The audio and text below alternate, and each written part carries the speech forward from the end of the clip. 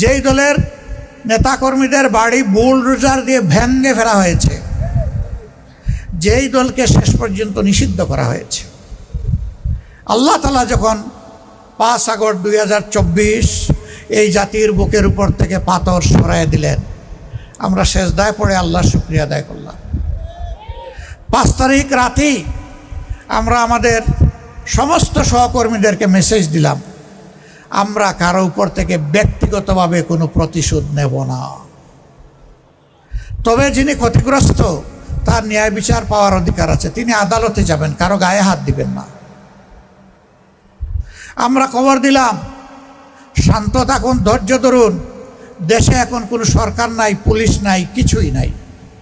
সেনাবাহিনীর কয়েকজন সদস্য আর অফিসার তারা একটু মানুষের পাশে ঘোরাঘুরি করছে, এটি এনাফ নয়। এই দেশের আইন শৃঙ্খলা রেস্টোরেশন ফিরিয়ে আনতে আপনারা ভূমিকা রাখুন।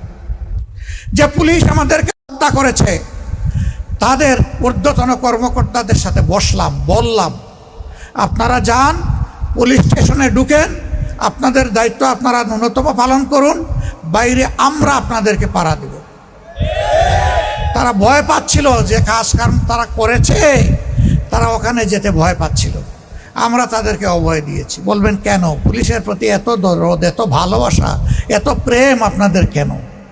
ভাই, দুনিয়ায় 2-4টা রাষ্ট্র আছে তাদের কোনো সশস্ত্র বাহিনী নাই, কিন্তু দুনিয়ায় একটা রাষ্ট্রও নাই যাদের কোনো পুলিশ নাই। এ পুলিশ ভালো হোক মন্দ হোক এ সমাজে লাগবে।